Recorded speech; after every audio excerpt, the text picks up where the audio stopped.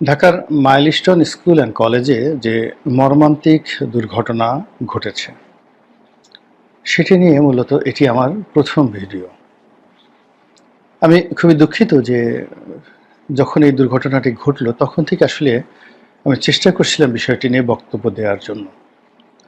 আমি ঢাকার বাইরে আছি বেশ কয়েকদিন ধরে, এবং আমি যেখানে আছি সেখানে আসলে কয়েকদিন খুব ঘন ঘন কারেন্ট চলে যাচ্ছে, ইন্টারনেট থাকছে না। এর কারণে আসলে আমি ভিডিও করতে পারিনি, আর আমার শরীরটা বেশি ভালো ছিল না।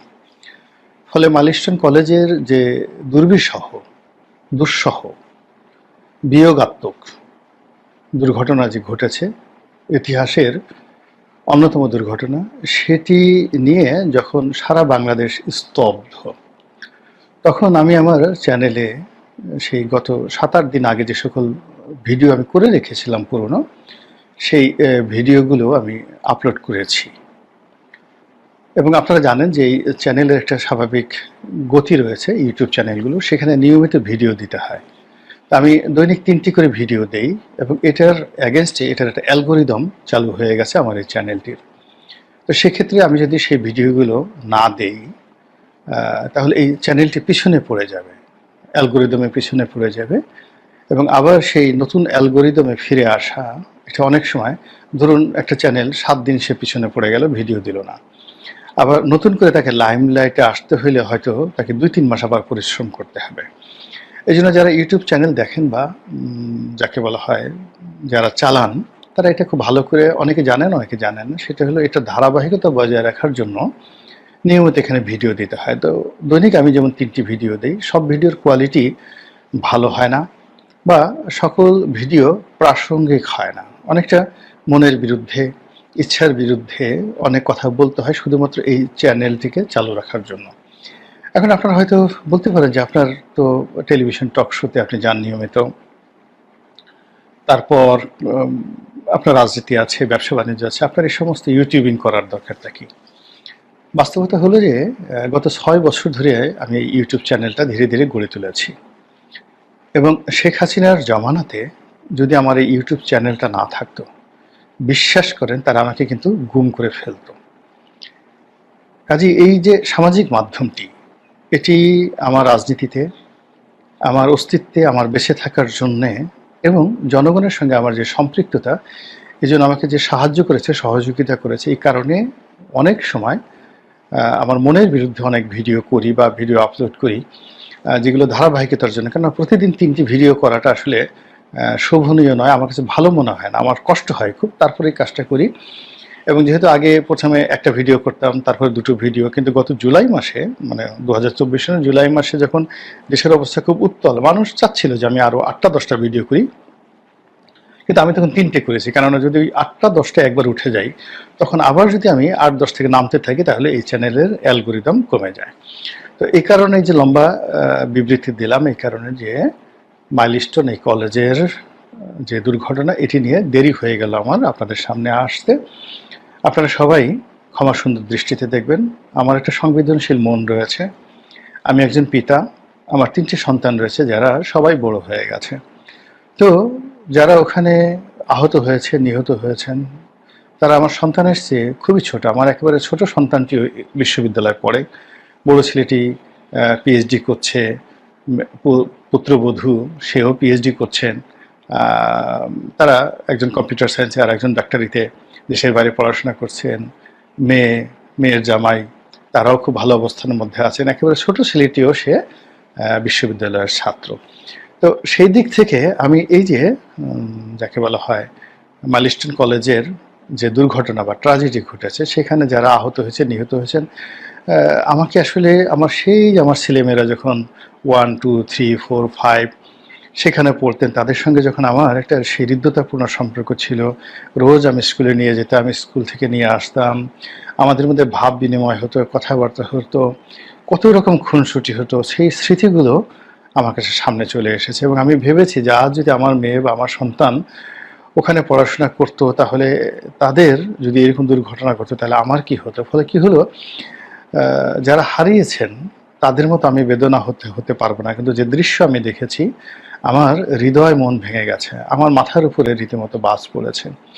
আমি এতটা মনক্ষুণ্ণ হয়েছি যে গত ৮-১০ বছর আমি এতটা কষ্ট পাইনি, এতটা দুঃখ আমাকে কখনো তাড়া করেনি। তো যার জন্য আমি প্রথমে ভিডিওর শুরুতে যারা আহত হয়েছেন, নিহত হয়েছেন, তাদের সকলের জন্য সমবেদনা। যারা নিহত হয়েছেন তাদের জন্য জান্নাতুল ফেরদাউস, এবং নিহতর যারা পরিবার, আল্লাহ রাব্বুল আলামিন যেন তাদেরকে এই দুঃখ যাকে বলা হয় কাটিয়ে ওঠার তৌফিক এনায়েত করেন। যারা আহত আছেন তাদের উন্নত চিকিৎসা, সর্বাধিক সুন্দর চিকিৎসা এবং সুস্থতার জন্য আল্লাহর দরবারে ফরিয়াদ করছি। এখন বক্তব্য হলো যে এই যে এত বড় একটা দুর্ঘটনা আমাদের জাতীয় জীবনে ঘটলো, এটা কি কারো পাপ, নাকি ভুল, নাকি অন্যায়, নাকি ইচ্ছাকৃত? এই জিনিসগুলো এখন আলোচনা করতে হচ্ছে। প্রথমত হলো যে যে বিমানটি, যেটিকে বলা হয় ফাইটার প্লেন বা জঙ্গি বিমান, এই বিমানটি ঢাকা শহরে উড়ে তারা ট্রেনিং করছিল, এবং যে পাইলট তিনি নিঃসন্দেহে বাংলাদেশের একজন সূর্য সন্তান। তার একেবারে কর্মজীবনের সর্বশেষ পরীক্ষাটা ছিল এই বিমানটিকে কেন্দ্র করে, এবং এই দুর্ঘটনাটি এটি ঘটেছে এখানে। যদি আমরা এটাকে খুব স্বাভাবিকভাবে ধরি তাহলে দুঃখ পাবো, কষ্ট পাবো, কিন্তু বিতর্ক হবে না। কিন্তু এখানে স্বাভাবিকভাবে এই বিষয়টি ধরার কোনো রকম সুযোগ নেই। মনে হচ্ছে এই ঘটনার সাথে আন্তর্জাতিক চক্রান্ত রয়েছে, মনে হচ্ছে এই ঘটনার সঙ্গে আমাদের দেশীয় বিভিন্ন সংস্থার যারা দুর্নীতিবাজ কর্মকর্তা রয়েছেন তাদের দুর্নীতি রয়েছে। মনে হচ্ছে যে এই ঘটনার সঙ্গে অনেক অদক্ষ যারা লোকজন রয়েছে তাদের অদক্ষতা কাজ করছে। মনে হচ্ছে এই ঘটনার সঙ্গে অনেক যাকে বলা হয় অযোগ্য অথর্ব লোকের যে উল্লম্ফন সেটা রয়েছে। একে একে সেই জিনিসগুলো বলছি, নিচের থেকে শুরু করি। প্রথমত স্কুল অ্যান্ড কলেজ যে জায়গাটিতে প্রতিষ্ঠিত হয়েছে, এখন সিভিল এভিয়েশনের অনুমতি, তারপরে বিমান বাহিনীর অনুমতি ছাড়া ওই এলাকাতে এরকম একটি স্থাপনা করা যায় কিনা এটি আমি জানি না। যদি সেখানে ফাইটার প্লেনগুলো নিয়মিত উড়ার বিধান থাকে তাহলে তো অবশ্যই সিভিল এভিয়েশন এবং বিমান বাহিনী কর্তৃপক্ষের একটা অনুমোদন ওখানে লাগবেই। তো সেটা কিভাবে করা হয়েছে আমার জানা নেই। দ্বিতীয়ত, এরকম একটা দুর্ঘটনা যদি ঘটে, বিশেষ করে যখন অগ্নিকাণ্ডের মতো ঘটনা ঘটে, সেখানে মাইলস্টোনের মতো একটা আধুনিক শিক্ষা প্রতিষ্ঠানে প্রায় সকলেরই এই ধরনের নিয়মিত ট্রেনিং, ফায়ার ফাইটিং ট্রেনিং এটি দিতে হয়, যে কোনো কারণে অগ্নিকাণ্ড ঘটতে পারতো। এখন ওখানে যে ঘটনাটি ঘটছে সেটা অন্যভাবেও ঘটতে পারতো। তো যেটা আমরা দেখলাম যে এরকম একটা পরিবেশ পরিস্থিতি মোকাবেলা করার জন্য ওখানকার যারা ছাত্র শিক্ষক তাদের কোনো রকম মানসিক প্রস্তুতি ছিল না, এবং তারা সবাই দিশেহারা হয়ে পড়েছে। এটা আধুনিক যুগে একেবারে অসম্ভব। এখন যেখানে উন্নত বিশ্বে অজপাড়াগাঁয়ের একটা ছোট প্রাইমারি স্কুল, যেখানে মাত্র ২০-২৫ জন ছেলে মেয়ে অধ্যয়ন করে, ২ জন শিক্ষক রয়েছে, সেখানেও কিন্তু এরকম যাকে বলা হয় প্রাকৃতিক দুর্যোগ হলে কি করতে হবে, বা বন্যপ্রাণীর আক্রমণ হলে কি করা যেতে পারে, হঠাৎ কি অসুস্থ হয়ে গেলে কি করা যেতে পারে, এই ধরনের বিষয়গুলো নিয়মিত ট্রেনিং দেওয়া হয়। তো এখন মাইলস্টোন কলেজের এই ছেলে মেয়েদেরকে স্কুল কর্তৃপক্ষ এই ট্রেনিংগুলো দেওয়া হয়নি। দ্বিতীয়ত হলো যে তাদের এরকম একটা আধুনিক স্কুল অ্যান্ড কলেজ, সেখানে তাদের যে আইডি কার্ড রয়েছে সেখানে তাদের ব্লাড গ্রুপটা খুবই জরুরি ছিল দেওয়া, যেটা দেওয়া হয়নি। ব্লাড গ্রুপটা নিয়মিত দেওয়া হয়নি। তাদের অ্যাটেন্ডেন্সের যে সিস্টেম থেকে শুরু করে অন্য যে বিষয়গুলো রয়েছে সেগুলোতেও আমি দেখলাম যে যথেষ্ট গাফিলতি রয়েছে।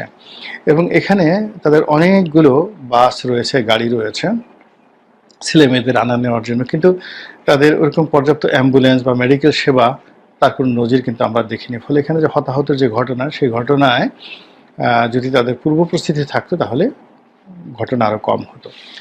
দ্বিতীয়, যদি আমরা বিমান বাহিনীর ক্ষেত্রে আসি, আমরা জানি যে বিমান বাহিনী যে আগের, এখন নয়, ঠিক আগে একজন বিমান বাহিনী প্রধান ছিলেন আপাদমস্তক দুর্নীতিবাজ। তো সেই দুর্নীতিবাজ লোকটি আমেরিকাতে একবার নিষিদ্ধ হয়েছিলেন, খবর এসেছে। কানাডাতে ঢুকতে পারছেন না, তার ব্যাংক ফ্রিজ করা হয়েছে, তার ছেলেমেয়ে ওখানে আছে। নানা রকম কীর্তি কাহিনী। এখন এই যে বিমান বাহিনীকে কেন্দ্র করে বিমান বাহিনী প্রধানের বিরুদ্ধে যে অভিযোগ এসেছে, এর একটা চ্যানেল রয়েছে, এর একটা সিন্ডিকেট রয়েছে দুর্নীতির, এবং সেই দুর্নীতিটা এখনও চলমান। এর কারণ হলো গত 11 মাসে কোনো একটা ডিপার্টমেন্টে শেখ হাসিনা জমানার যে অনিয়ম দুর্নীতি, এটা কমে নাই, বরং ক্ষেত্র বিশেষে অনেক অনেক বেড়ে গিয়েছে। তো সেই ক্ষেত্রে এই যে বিমানটি, এটি যারা কিনেছিল, এটা প্রাথমিক দুর্নীতি। দ্বিতীয়ত হলো এটার মেনটেন্যান্স থেকে শুরু করে এটা ট্রেনিং যা কিছু আছে, তার সঙ্গেও বিশাল একটা দুর্নীতি জড়িত থাকতে পারে। তো এই বিষয়গুলো নিয়ে আমাদের চিন্তা করতে হবে, যেগুলোকে এই দুর্নীতিকে আপনি রীতিমতো পাপ হিসাবে আখ্যায়িত করতে পারেন। থার্ডলি হলো যে এই ঘটনাটি ঘটার পর বিমান বাহিনীর যে ইমিডিয়েট রেসপন্ড দরকার ছিল, সেনাবাহিনীর যে ইমিডিয়েট রেসপন্ড দরকার ছিল, আইনশৃঙ্খলা রক্ষাকারী বাহিনী থেকে শুরু করে সরকারের যে ইমিডিয়েট রেসপন্ড দরকার ছিল, সেই রেসপন্ডটা আসেনি।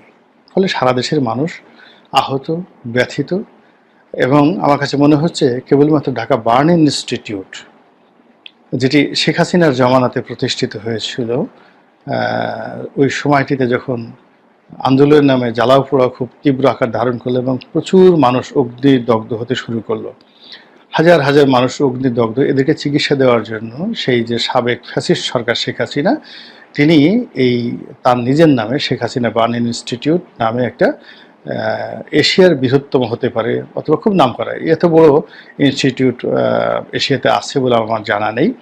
তো এটা তিনি করে দিয়ে গিয়েছিলেন।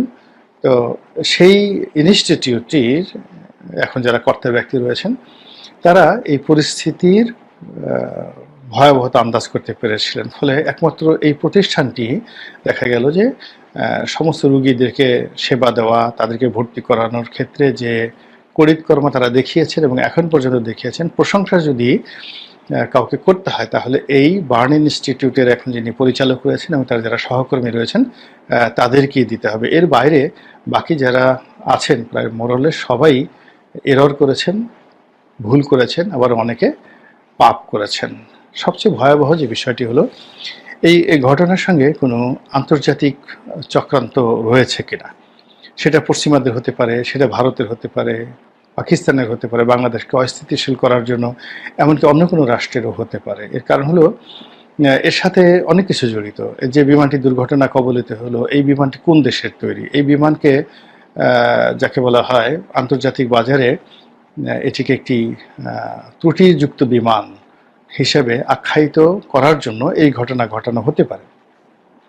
এবং আপনারা জানেন যে এই বিমানটি, যতটুকু আমি শুনেছি, এটি চীনের তৈরি একটি বিমান, এবং এটার যে টেকনোলজিটা সেটা হলো রাশিয়ার তৈরি যে MiG-29 যুদ্ধ বিমান রয়েছে, যেটিকে আমেরিকার যে F সিরিজের বিমান, F-16, F-35 যেগুলো আছে, তো এই সমপর্যায়ের বিমান হলো রাশিয়ার মিগ সিরিজের বিমান। আর রাশিয়ার সেই মিগ সিরিজের বিমানটি আবার চায়নারা তৈরি করেছে, এই এখন আমরা যেটা এখানে হারালাম যে বিমানটি। তো চাইনিজ বিমানের এখন খুব জয় জয়কার, যেমন তুরস্কের ড্রোন, তারপর শেষে ইরানের ক্ষেপণাস্ত্র, এই মুহূর্তে পৃথিবী কাঁপাচ্ছে। তো সেক্ষেত্রে যুদ্ধ বিমানের ক্ষেত্রে একটা নতুন দিগন্ত উন্মোচন হয়েছে চায়নার যুদ্ধ বিমানের ক্ষেত্রে। এই কারণ হলো বিগত যে ভারত পাকিস্তান যুদ্ধ, সেই যুদ্ধে যে ডগ ফাইট, সেই ডগ ফাইটে চাইনিজ বিমানগুলো নিয়ে, যুদ্ধ বিমানগুলো নিয়ে পাকিস্তানের বিমান বাহিনী যে পারঙ্গমতা দেখিয়েছে, যে দক্ষতা দেখিয়েছে, এটি সারা বিশ্বকে অবাক করে দিয়েছে। এবং সেখানে রাফায়েলের মতো বিমান বা F-16 মতো বিমান বা F-35 মতো বিমান, সেগুলোকে টেক্কা দিয়ে চাইনিজ বিমানের বলতে গেলে জয় জয়কার আমরা দেখেছি। ফলে কি হলো, আন্তর্জাতিক অঙ্গনে চাইনিজ বিমানকে যারা সুযোগ দিতে চাচ্ছে না, তাদের এই চক্রান্তটা হতে পারে। এর বাইরে যেটা হতে পারে সেটা হলো, পশ্চিমারা এই বাংলাদেশে এখন অনেক কিছু নিয়ে খেলাধুলা করছে, এবং যারা, আপনি চিন্তা করেন, একজন বিন লাদেনকে মারার জন্য এই একটা 9/11 ঘটাতে পারে, এবং তাদের গর্বের ধন টুইন টাওয়ার, সেই টুইন টাওয়ার নিজেরা আক্রমণ করে মাটির সঙ্গে ভ্যানিশ করে দিয়ে স্পট, মানে বলতে গেলে প্রায় 1,500 লোক সঙ্গে সঙ্গে